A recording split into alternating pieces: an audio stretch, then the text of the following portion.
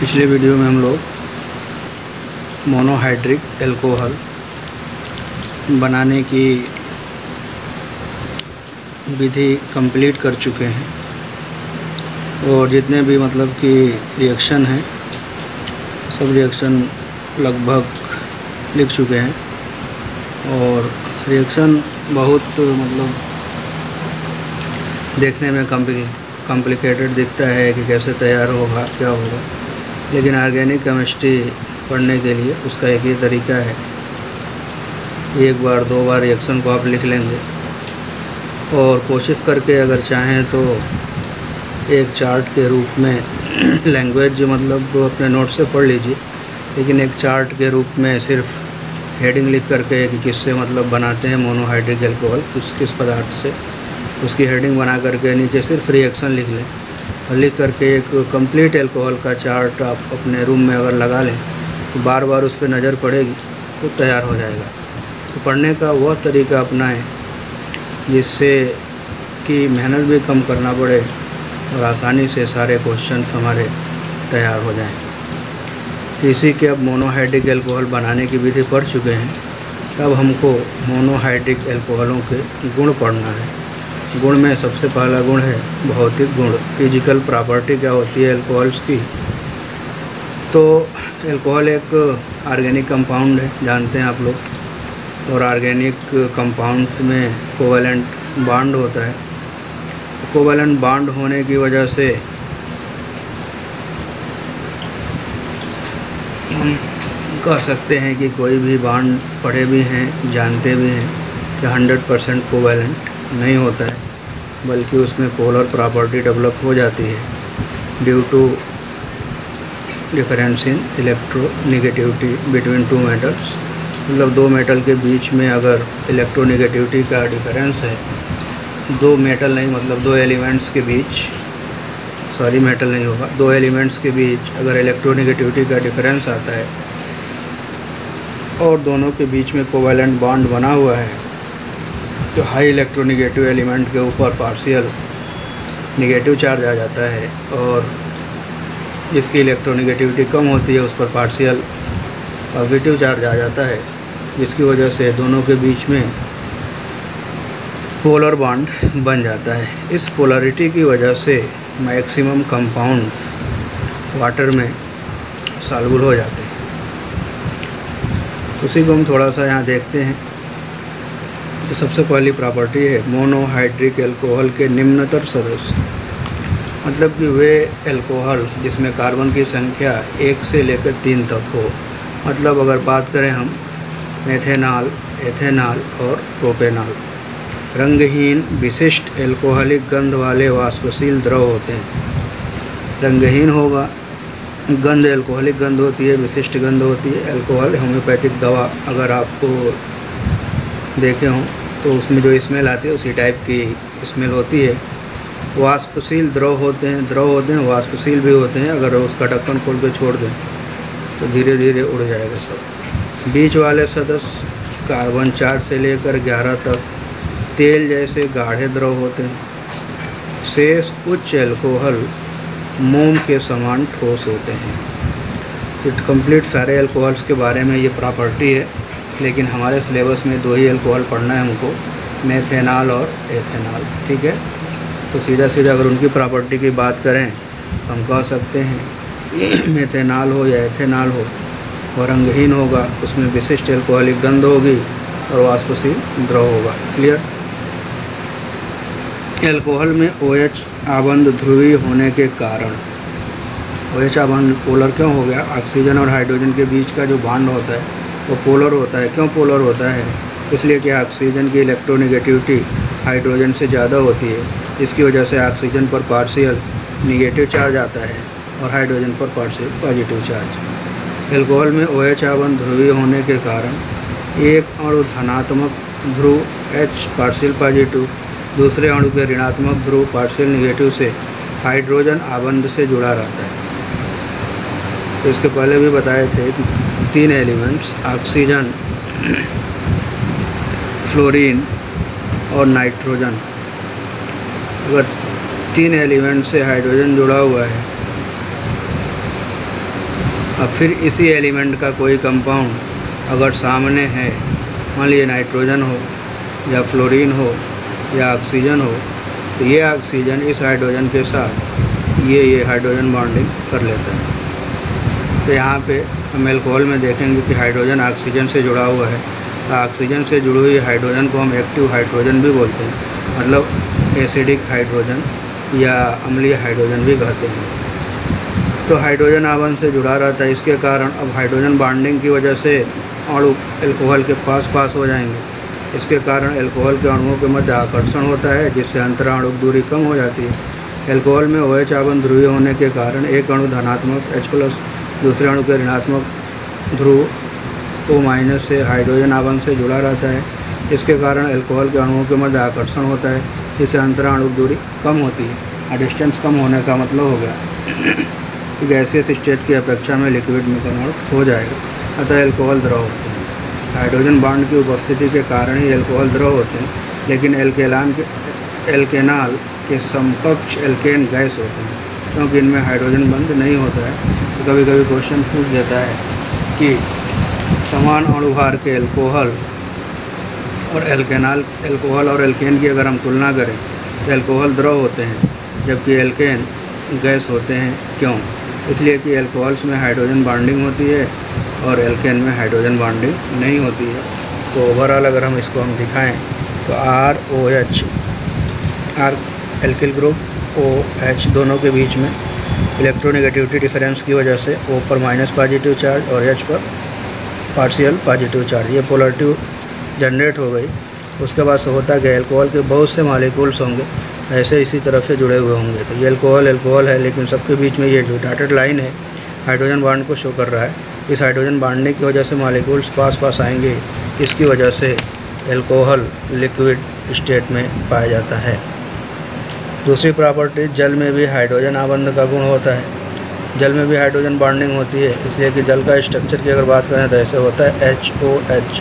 देखो ऑक्सीजन से हाइड्रोजन, तो अगला अगर हम लें HOH, तो ये जो ऑक्सीजन है ना, इस हाइड्रोजन के साथ हाइड्रोजन बॉन्डिंग कर लेगा। अगर कोई एक पार्शियल निगेटिव है और ये पार्शियल पॉजिटिव है, तो इनके बीच में भी हाइड्रोजन बॉन्डिंग होती है।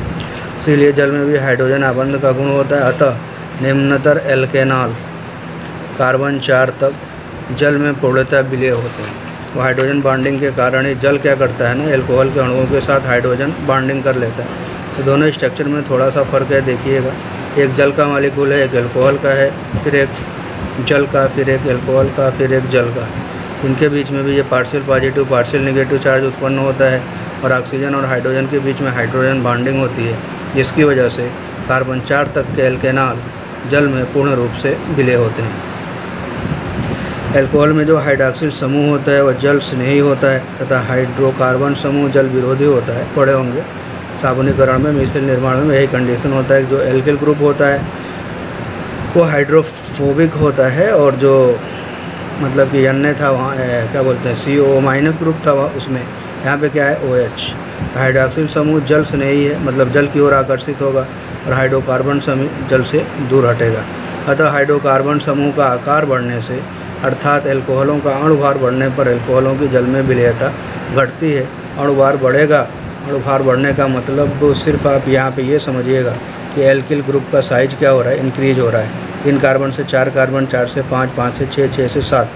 अगर अणुभार बढ़ रहा है OH ग्रुप की वजह से, मान लीजिए कि अणुभार बढ़ा किसी एल्कोहल का, मोनोहाइड्रिक एल्कोहल है, उसमें एक और OH जोड़ दिया हमने, तो डाईहाइड्रिक एल्कोहल हो गया। अणुभार तो बढ़ गया, लेकिन अगर OH की संख्या बढ़ेगी तब विलयता बढ़ेगी, अगर एल्किल ग्रुप की संख्या बढ़ेगी तो विलयता घटेगी। तो ये ऑर्डर है हमारा। CH3OH सबसे ज़्यादा विलय होता है। इसमें देखिए 2 कार्बन का ये एल्किल ग्रुप है, मेथिल ग्रुप, इसलिए इसकी विलयता उससे कम। ये 3 कार्बन हो गया उससे कम, 4 कार्बन हो गया उससे कम। लेकिन एक और चीज़ थोड़ा सा, मतलब अगर समान अणुभार वाले समावयवी एल्कोहलों में पार्श्व श्रृंखला बढ़ने पर एल्कोहलों की जल में विलयता बढ़ती है, क्योंकि अध्रुवीय भाग का आकार घटता है तथा जल के अणुओं के प्रतिकर्षित करने की प्रवृत्ति घटती है।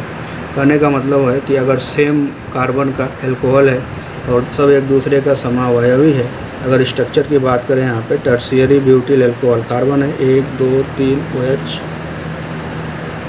CH3 CH3 CH3, और यहाँ पे अगर सेकेंडरी की बात करें तो CH, इससे OH को जोड़ दें और यहाँ पे हमारा CH3 जुड़ा हुआ है और यहाँ पे CH2 है और यहाँ पे CH3 है। ये ब्यूटिल अल्कोहल हो गया, सेकेंडरी ब्यूटिल अल्कोहल।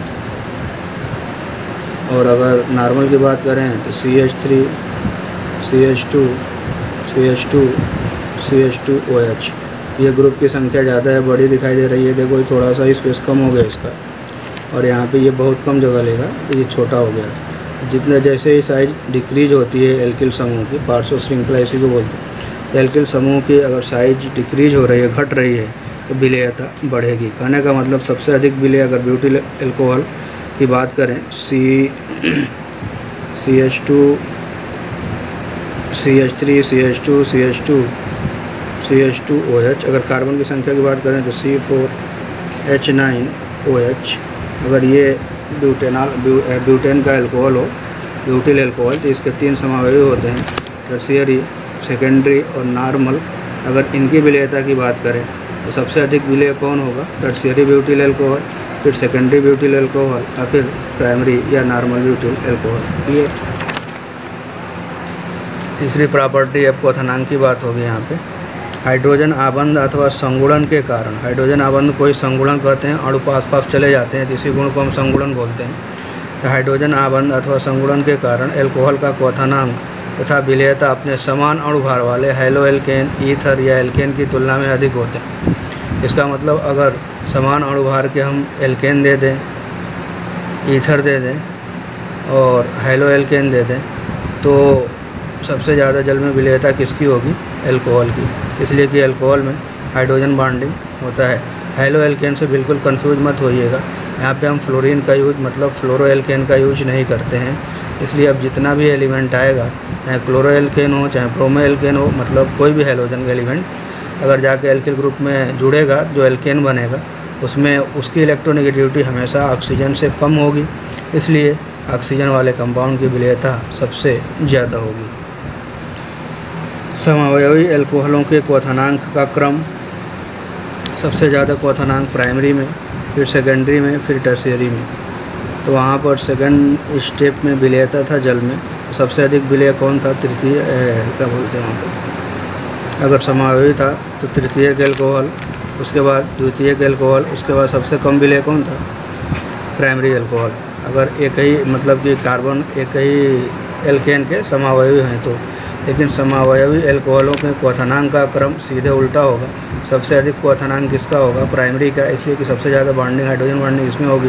उसके बाद सेकेंडरी का, उसके बाद टर्शियरी का। एल्कोहलों के क्योंकि पार्श्व श्रृंखला बढ़ने के साथ साथ पृष्ठ क्षेत्रफल घटने पर वान डेर वाल बलों में कमी हो जाती है, फलस्वरूप क्वथनांक घटते जाते हैं। वान डेर वाल बलों में कमी होती है मतलब कि जो बीच का इंटरेक्शन फोर्स होता है वो कम होता है, तो थोड़ी सी एनर्जी देंगे तो मॉलिक्यूल्स क्या होंगे? टूट के अलग हो जाएंगे। तो तीनों का मेन कारण वही है, हाइड्रोजन बॉन्डिंग। हाइड्रोजन बॉन्डिंग की वजह से इसका जो स्टेट होता है लिक्विड होता है, हाइड्रोजन बॉन्डिंग की ही वजह से जल में विलेय होता है, और हाइड्रोजन बॉन्डिंग ही एक कारण है जिसकी वजह से इसके क्वथनांक और गलनांक उच्च होते हैं एल्कोहल के। क्लियर? हाइड्रोजन बॉन्डिंग को ध्यान से समझ लीजिएगा और उसको लिख लीजिएगा। अब हम यहाँ पे एग्जाम्पल की अगर बात करें, 2 एल्कोहल लिया हमने, ब्यूटेन 1-आल, 2-मेथिल प्रोपेन 1-आल। ये दोनों एक दूसरे का क्या बोलते हैं? समावयवी है, और 2-मेथिल प्रोपेन 1-आल है, दोनों 1-आल ही है। एक है ब्यूटेन, एक है प्रोपेन। यहाँ पे तो सबसे ज़्यादा देखिए क्वथनांक किसका? इसका 391 नॉर्मल वाले का, और इसका जो सेकेंडरी अल्कोहल है इसका क्वथनांक सेकेंडरी नहीं है, प्राइमरी ही है, मतलब आइसोप्रोपिल है। आइसोब्यूटिल अल्कोहल है नाम, अगर इसका जनरल नाम बात करें आइसोब्यूटिल अल्कोहल, तो इसका क्वथनांक कम है। यहाँ पर CH3, CH2, CH3, ये होगा 2-ब्यूटेनॉल, ब्यूटेन 2-आल, और ये 2-मेथिल प्रोपेन 2-आल, दोनों 2-आल ही है, दोनों समावयवी है एक दूसरे का। अगर बात करें तो इसका क्वथनांक ज़्यादा है और इसका क्वथनांक कम है। ये दोनों एग्जाम्पल्स हैं, आप लोग दोनों को अलग अलग लिख के समझ लीजिएगा। एक क्वेश्चन है बहुत ही इंपॉर्टेंट, देख लीजिएगा और सॉल्व करके मतलब आंसर बताइएगा इसका। निम्नलिखित समूहों के यौगिक को उनके क्वथनांकों के बढ़ते क्रम में व्यवस्थित कीजिए। एनसीईआरटी का क्वेश्चन है। पेंटेन 1-आल, ब्यूटेन 1-आल, ब्यूटेन 2-आल, एथेनॉल, प्रोपेन 1-आल और मेथेनॉल। या ऑर्डर बताना है क्वथनांक क्रम। एथेनॉल है प्रोपेन 1 आल, मेथेनॉल, ब्यूटेन 2 आल, पेंटेन 1 आल, ब्यूटेन 1 आल,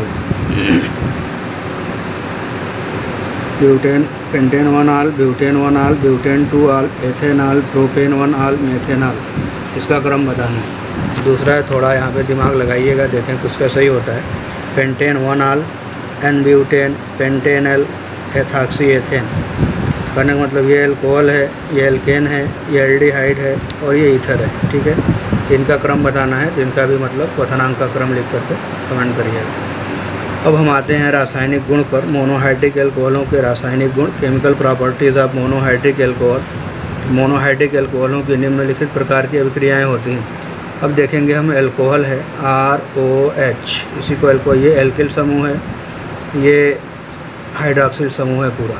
एक टाइप का रिएक्शन शो करेगा, ऑक्सीजन और हाइड्रोजन बॉन्ड टूटने की वजह से ये क्लीवेज होगा। दूसरा रिएक्शन जो शो करेगा वो R और O के बीच का जो बॉन्ड, मतलब C और O के बीच का जो बॉन्ड टूटेगा, उससे ये सेकेंड टाइप का रिएक्शन देगा। और एक पूरा हमारा एल्कोहल का स्पेशल रिएक्शन देगा। कुल मिला के हम कहें तो 3 तरह की अभिक्रियाएँ एल्कोहल शो करता है। एक, ऑक्सीजन हाइड्रोजन बॉन्ड की क्लीवेज की वजह से, मतलब कि फिजन की वजह से या टूटने की वजह से। और दूसरा, कार्बन और ऑक्सीजन बॉन्ड के विदलन की वजह से। और तीसरा, कंप्लीट एल्कोहल की वजह से। तो कितने प्रकार के रिएक्शन होंगे? 3। इसमें से सबसे पहले फर्स्ट टाइप हम लिखने जा रहे हैं। वे अभिक्रियाएँ जिनमें OH आबंध का विदलन होता है, मतलब ऑक्सीजन और हाइड्रोजन बॉन्ड टूटता है। इस आबंध के विदलन के कारण कौन कौन से रिएक्शन होते हैं? अगर मान लीजिए ROH है, तो R है और R से O जुड़ा है, O से H जुड़ा हुआ है। अगर दोनों को इलेक्ट्रोनिगेटिविटी की बात करें, ऑक्सीजन और हाइड्रोजन की, तो हाइड्रोजन की इलेक्ट्रोनिगेटिविटी कम होती है, ऑक्सीजन की ज़्यादा होती है। ऑक्सीजन पर पार्शियल निगेटिव चार्ज और हाइड्रोजन पर पार्शियल पॉजिटिव चार्ज। इसकी वजह से ये बॉन्ड हो जाएगा, पोलर बॉन्ड कहलाएगा, मतलब ध्रुवीय बंध होगा। एल्कोहल में OH आबंध में O की विद्युत ऋणात्मकता के कारण OH आबंध में आंशिक आयनिक गुण आ जाते हैं। फलस्वरूप एल्कोहल दुर्बल अम्लीय गुण प्रदर्शित करता है। अब ये पार्शियल पॉजिटिव की वजह से H+ दे सकता है, निकल सकता है इसमें। अगर बहुत हाई रिएक्टिव एलिमेंट हम यूज करें, अगर रिएक्शन कराएं, तो H+ के रूप में निकल सकता है। H+ अगर देगा तो नेचर क्या हो जाएगा उसका? अम्लीय, ठीक है। वही कह रहा है, एल्कोहल में OH आबंध में ऑक्सीजन की विद्युत ऋणात्मकता के कारण OH आबंध में आंशिक आयनिक गुण आ जाते हैं। फलस्वरूप एल्कोहल दुर्बल अम्लीय गुण प्रदर्शित करते हैं। एल्कोहल लिटमस के प्रति उदासीन होते हैं। जल में H+ आयन नहीं देता है, इसलिए ये लिटमस के प्रति क्या होगा? उदासीन होगा। याद रखिएगा, मतलब कि लिटमस पेपर पर कोई प्रभाव नहीं पड़ेगा। मोनोहाइड्रिक एल्कोहलों में अम्लीयता का घटता हुआ क्रम निम्न प्रकार है। सबसे अधिक अम्लीय नेचर कौन दिखाएगा? मेथेनॉल, उसके बाद प्राइमरी एल्कोहल, उसके बाद सेकेंडरी एल्कोहल, उसके बाद टर्शियरी एल्कोहल। OH आबंध के विदलन के कारण एल्कोहल निम्नलिखित अभिक्रियाएँ देते हैं। कौन कौन रिएक्शन होगा? तो सबसे पहला है क्षार धातुओं और क्षार धातु एमाइडों के साथ अभिक्रिया। या तो क्षार धातु होगा या क्षार धातु का एमाइड होगा, उसके साथ जब हम रिएक्शन कराएंगे तो ये H+ देगा। H+ का मतलब हाइड्रोजन मिलेगा। तो सबसे पहला रिएक्शन है, देखिए हमारा 2ROH। एल्कोहल नाम हम नहीं लिख रहे हैं, हम वो सब जानते हैं आप लोग। 2ROH और ये क्या है? 2Na। सोडियम या पोटेशियम, 2 एलिमेंट यूज करते हैं। सबसे ज़्यादा रिएक्टिव एलिमेंट पोटेशियम होता है, उसके बाद सोडियम होता है। होता कुछ नहीं, H को हटाएगा, ये आकर के उसका स्थान ले लेगा। RNA बनेगा, 2RONA या 2ROK, या तो पोटेशियम एथॉक्साइड बनेगा या सोडियम एल्काक्साइड बनेगा। ये एल्काक्साइड है, एल्केन है तो क्या पढ़ेंगे इसको? एल्काक्साइड। अगर सोडियम है तो सोडियम एल्काक्साइड, पोटेशियम है तो पोटेशियम एल्काक्साइड, और साथ में ये हाइड्रोजन गैस। इस अभिक्रिया से एल्कोहल के अम्लीय गुण की पुष्टि होती है। अम्लीय गुण का मतलब हाइड्रोजन दे रहा है। तो पढ़े हैं कि अम्ल क्षार धातुओं से अभिक्रिया करके हाइड्रोजन रिलीज करते हैं। ROH सोडियम एमाइड यूज करेंगे, NaNH2। सोडियम एमीन नहीं, याद रखिएगा, सोडियम एमाइड पढ़ते हैं, सोडामाइड नाम होता है। ROH होता कुछ नहीं है, एक हाइड्रोजन हटेगा, उसका स्थान सोडियम लेगा। RONA + NH3, RONA + NH3, sodium alkoxide ammonia. इसी तरह पोटेशियम एल्काक्साइड अमोनिया, R की जगह पर CH3 और R की जगह पर C2H5। एक बार CH3 रख लेना, एक बार C2H5 रख करके और दोनों रिएक्शन का एक एक एप्लीकेशन लिख लीजिएगा कापी में ज़रूर। अगला है ग्रिग्नार्ड अभिकर्मक के साथ अभिक्रिया। ग्रिग्नार्ड अभिकर्मक तो जानते हैं ना, एल्किल मैग्नीशियम हाइलाइट को हम क्या बोलते हैं, ग्रिग्नार्ड अभिकर्मक। तो ग्रिग्नार्ड अभिकर्मक से अभिक्रिया करके क्या होता है, तो हम जानते हैं कि अगर कोई हाइड्रोजन ऑक्सीजन से जुड़ा हो, फ्लोरीन से जुड़ा हो या नाइट्रोजन से जुड़ा होता है, उस हाइड्रोजन को हम क्या कहते हैं, एक्टिव हाइड्रोजन। तो एक्टिव हाइड्रोजन ग्रिग्नार्ड अभिकर्मक से एक एक्टिव हाइड्रोजन युक्त कंपाउंड ग्रिग्नार्ड अभिकर्मक से अभिक्रिया करके एल्केन देते हैं। तो अल्कोहल में भी एक्टिव हाइड्रोजन है OH, इसी H के कारण हम रिएक्शन पढ़ रहे हैं। तो क्या होगा, अल्कोहल के OH में सक्रिय या अम्लीय हाइड्रोजन परमाणु है, अतः अल्कोहल ग्रिग्नार्ड अभिकर्मक से अभिक्रिया करके ग्रिग्नार्ड अभिकर्मक के एल्किल समूह के अनुरूप एल्केन देते हैं। मतलब जितने कार्बन का आप ग्रिग्नार्ड अभिकर्मक का मतलब उसका एल्किल समूह, ग्रिग्नार्ड अभिकर्मक का एल्किल समूह जितने कार्बन का होगा, ग्रिग्नार्ड अभिकर्मक का एल्किल समूह जितने कार्बन का होगा उतने ही कार्बन का एल्केन हमको मिलेगा। अब यहाँ पे हम रिएक्शन की बात कर रहे हैं, ROH + R-MgX। अब यहाँ पे भी बता दें कि बनता कैसे है। अगर मान लो ये पार्शियल पॉजिटिव होता है और ये पार्शियल नेगेटिव, ग्रिग्नार्ड में तो जानते ही हैं। और यहाँ पे हाइड्रोजन का क्लीवेज दिखाना है। अगर हाइड्रोजन का क्लीवेज होगा ना, तो इतना जो पार्ट होगा, इतना ये पार्शियल नेगेटिव हो जाएगा और इतना जो पार्ट होगा ये पार्शियल पॉजिटिव होगा। ये पॉजिटिव इस नेगेटिव के साथ जाएगा तो क्या बनाएगा, R-H, और बाकी जो बच गया RO-MgX, ये एल्केन बन गया RH। क्लियर। अब यहाँ पे आप यूज करिएगा, एक रिएक्शन R की जगह पर CH3, R- की जगह पर CH3, X की जगह पर Br। दूसरा R की जगह पर C2H5, R- की जगह पर CH3 और X की जगह पर Br रख करके एप्लीकेशन लिख लीजिएगा, समझ में आ जाएगा। अगला है हमारा नेक्स्ट एस्टरीकरण, एस्टरिफिकेशन। पढ़े हैं, जानते भी हैं एस्टरीकरण अभिक्रिया को। तो साथ H2SO4 की उपस्थिति में एल्केनॉल कार्बोक्सिलिक अम्लों के साथ अभिक्रिया करके एस्टर बनाते हैं। यह अभिक्रिया एस्टरीकरण कहलाती है। एस्टर और जल बनता है, यह अभिक्रिया क्या कहलाती है, एस्टरीकरण। तो carboxylic acid RCOOH + HOR alcohol concentrated H2SO4 की उपस्थिति में रिएक्शन होगा, एस्टर बनेगा R-COR + H2O। क्लियर। बस यहाँ पे यही हमको बताना था कि जो हाइड्रोजन होता है, हाइड्रोजन वो अल्कोहल से आता है और OH जो होता है वो एसिड से मिलता है। ठीक है, इसलिए कि हम HO और H के क्लीवेज के बारे में पढ़ रहे हैं। इसका भी एप्लीकेशन आप लिख लेंगे। R- की जगह दो रिएक्शन यहाँ भी लिखना है, R- की जगह पर CH3 यूज करिएगा और R की जगह पर CH3 यूज करिएगा। दूसरे में R- की जगह पर CH3 और R की जगह पर C2H5 यूज करके रिएक्शन ज़रूर लिखिएगा। लिखेंगे तो रिएक्शन हमारा तैयार हो जाएगा। क्लियर।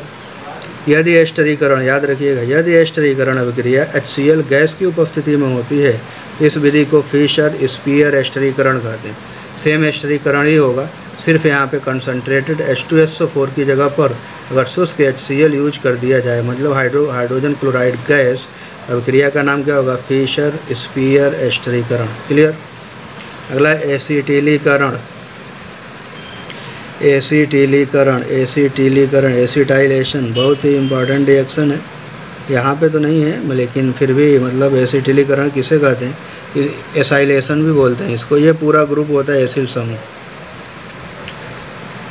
तो यही एसिड समूह जो होता है ना, ये जा कर के अगर अल्कोहल से जुड़ता है, इसी अभिक्रिया को क्या बोलते हैं, एसिटिलीकरण। हम जानते हैं हाइड्रोजन की क्लीवेज वाला रिएक्शन पढ़ रहे हैं, इसका मतलब हमको सिर्फ इससे हाइड्रोजन ही मिलने वाला है। जैसे ही हाइड्रोजन इससे मिलेगा, इस क्लोरीन से रिएक्शन करेगा, हाइड्रोजन क्लोराइड बनेगा और साथ में एस्टर बन जाएगा CH3, ये HCl, मतलब ये दोनों आपस में ऐसे करके निकल जाएंगे बाहर। क्या बच गया, CH3 C+OR एस्टर + HCl। इसी अभिक्रिया को क्या बोलते हैं, एसिटाइलेशन। R- की जगह पर CH3 रख के एक रिएक्शन कंप्लीट करिएगा, R की जगह पर CH3 रख के एक रिएक्शन कंप्लीट करिएगा और R की जगह पर C2H5 रख के दूसरा रिएक्शन कंप्लीट करिएगा। एसिटिलीकरण में सिर्फ एसिटिल क्लोराइड ही यूज नहीं करते हैं, बल्कि हम एसिटिक एनहाइड्राइड भी यूज कर सकते हैं। ये भी अभिक्रिया एसिटिलीकरण ही कहलाती है। इसमें कहना कुछ नहीं है, ये हमारा है अल्कोहल। हमको यहाँ पे पता है अल्कोहल से हमको क्या मिलने वाला है, H। यहाँ इस बांड को ऐसे तोड़ दो, ठीक है, जहाँ वो जा रहा है ना वहाँ पे H ला के लगा दो और यहाँ पे OR लगा दो। तो हमको एस्टर मिलेगा और एक CH3 डबल बॉन्ड OH मिल जाएगा। पिरिडीन की उपस्थिति में रिएक्शन होगा, क्या बनेगा, CH3 double bond OR ester plus CH3COH acetic acid. अगर एसिटिक एनहाइड्राइड लेंगे तो एसिटिक एसिड मिलेगा, एसिटिल क्लोराइड लेंगे तो हाइड्रोक्लोरिक एसिड मिलेगा एस्टर के साथ। क्लियर। R की जगह पर CH3 रख के एक बार रिएक्शन, R' की जगह पर R की जगह पर C2H5 रख के एक रिएक्शन। क्लियर। ये थोड़ी सी चीज़ है जानने वाला, मतलब कि इसको हमको अपने सिलेबस से इससे कोई मतलब नहीं है, थोड़ा सा जान ले। मान लीजिए एग्जाम देते हैं आप लोग इधर उधर का, ये थोड़ा मतलब इसके लिए ज़्यादा रीजन की ज़रूरत नहीं है, इसको याद ही कर लीजिएगा आप लोग। और ये आपके बोर्ड से संबंधित तो नहीं है, लेकिन फिर भी काम दे सकता है। आगे अगर कोई कंपटीशन देने जा रहे हैं, हो सकता है ऐसा क्वेश्चन आ जाए। तो इसमें है तृतीयक एल्कोहल का एसिटिलीकरण नहीं होता है, बल्कि एल्किल क्लोराइड बन जाते हैं। तृतीयक एल्कोहल होगा ना तो इसका एसिटिलीकरण नहीं होगा, बल्कि हमको क्या मिल जाएगा, एल्किल क्लोराइड। ये OH हट जाता है डायरेक्ट। हम पढ़े होंगे टर्शियरी एल्कोहल बहुत ज़्यादा रिएक्टिव होते हैं, ये OH जो है ना, ये OH हटता है और इसकी जगह पर कौन आ जाता है, Cl। क्या बन गया, टर्शियरी ब्यूटिल क्लोराइड और साथ में CH3 डबल बॉन्ड और OH यहाँ पे आया तो क्या बन गया, OH एसिड। ये होता है। लेकिन यही टर्शियरी एल्कोहल अगर सेकेंडरी एमीन की उपस्थिति में ये रिएक्शन होगा तो एस्टर बनेगा। और इसको बना के आप लोग ज़रूर दिखाइएगा, अगर कुछ जानते होंगे थोड़ा सा इससे एस्टर कैसे बनेगा, एस्टर बना करके दिखाइएगा इसका एस्टर। ठीक है, बस कुछ नहीं करना है। अगर यहाँ के तीर के ऊपर कोई भी सेकेंडरी एमीन दिखाई दे तो टर्शियरी से भी आप लोग एस्टर बना दीजिएगा। अगर नहीं दिखाई दे रहा है यहाँ पे एस्टर नहीं बनेगा, बल्कि हैलो एल्केन बनेगा। क्लियर। लास्ट है एल्किलीकरण, मतलब OH समूह वाला लास्ट रिएक्शन। अभी इसके बाद 2-3 टाइप के और पढ़ने हैं ना, धीरे धीरे हम पढ़ेंगे आगे। एल्कोहल के हाइड्रॉक्सिल समूह के हाइड्रोजन परमाणु को एल्किल समूह के द्वारा प्रतिस्थापित करने की अभिक्रिया को एल्किलीकरण कहते हैं। मतलब हाइड्रॉक्सिल ग्रुप का H रिप्लेस होगा एल्किल ग्रुप से। ये जनरल रिएक्शन है, कामन वैसे पूछता तो है नहीं, लेकिन देख लेंगे, आप भी लिख सकते हैं। इसके लिए बस ये क्या बोलते हैं, फिक्स रिएजेंट यूज करते हैं। Alkyl die alkyl sulphate R2SO4 H2SO4 नहीं, क्या यूज करेंगे, H यहाँ पे किससे रिप्लेस हुआ है, R से, तो R2SO4 का यूज होगा। और ये R जो है ना यहाँ पे चला जाएगा, एक R और एक R और एक H, ये H यहाँ पे आ जाए RHSO4 R-O और ये एक R-OR plus RHSO4 ROR- plus RHSO4 alkyl hydrogen sulphate और ये हमारा ईथर। ठीक है, तो डाई एल्किल सल्फेट यूज करेंगे और हमको प्रोडक्ट क्या मिलेगा, ईथर। इसका 3 रिएक्शन है, आप लिख लीजिएगा। एप्लीकेशन R- की जगह पर CH3, R की जगह पर CH3, R- की जगह पर C2H5, R की जगह पर CH3, R- की जगह पर C2H5, R की जगह पर C2H5। 3 टाइप का एप्लीकेशन, तीनों कंप्लीट कर लीजिएगा। और इस रिएक्शन का अभी उपयोग एल्किलीकरण का महत्व हाइड्रॉक्सिल समूह के संरक्षण में किया जाता है। कहीं पे अगर हाइड्रॉक्सिल समूह को प्रिवेंट करना होता है, मतलब संरक्षित करना होता है, तो सबसे पहले हम इसी से रिएक्शन करा कर संरक्षित कराते हैं, फिर अपना रिएक्शन आगे बढ़ाते हैं और फिर लास्ट में उठा करके हम OH को जा करके जोड़ देते हैं। तो ये हमको अभी मतलब आगे अभी संरक्षण के बारे में, संरक्षित प्रोटेक्शन कैसे करते हैं ग्रुप का, तो अभी एल्किल क्या बोलते हैं ना, ये नाइट्रोजन युक्त कंपाउंड पढ़ेंगे, तो उसमें थोड़ा सा मतलब है संरक्षण, थोड़ा सा मतलब कैसे प्रोटेक्ट करते हैं किसी भी ग्रुप को, तो उसके बारे में थोड़ी सी जानकारी है। तो थोड़ा सा जानकारी है तो थोड़ा ही जानेंगे, ज़्यादा जानने की कोशिश भी नहीं करना है। तो ये हमारे एक टाइप का रिएक्शन कंप्लीट हुआ। 1 टाइप का मतलब ऑक्सीजन और हाइड्रोजन बॉन्ड क्लीवेज की वजह से जो रिएक्शन एल्कोहल में होते हैं, ये रिएक्शन हमारे कंप्लीट हो गए। तो उम्मीद करते हैं कि आप लोग इसको कंप्लीट कर लेंगे और कंप्लीट करके इसमें जो भी प्रॉब्लम होगा जो हम दिए हुए हैं उसको सॉल्व करेंगे। और इससे संबंधित NCERT के क्वेश्चंस जितने हैं सब आप लोग सॉल्व कर लेंगे। बैठ के पढ़ाई ही करिए, इसलिए कि अब तो ज़रूरी है, टाइम टेबल समझ लीजिए, एग्ज़ाम एकदम फिक्स है, उसमें कुछ भी इधर उधर होने वाला नहीं है। अगर नहीं किए, नहीं पढ़े तो फिर प्रॉब्लम तो हो ही जाएगी। पास होना अलग बात है, जानकारी अलग बात है। वैसे ही 30% कम हुआ तो 30% तो वैसे ही कम पढ़ोगे, और उसके बाद जानकारी अगर नहीं हो गई पूरी, फिर पढ़ाई का कोई मतलब ही नहीं है। पास होना फेल होना ये अलग बात है, और किसी भी चीज़ के बारे में जानकारी रखना ये अलग बात है। ठीक है, रिजल्ट तो बनेगा, हम टॉप भी कर सकते हैं, लेकिन हम कितना जानते हैं ये डिपेंड करता है हम कितना पढ़ते हैं। ठीक है, थैंक यू।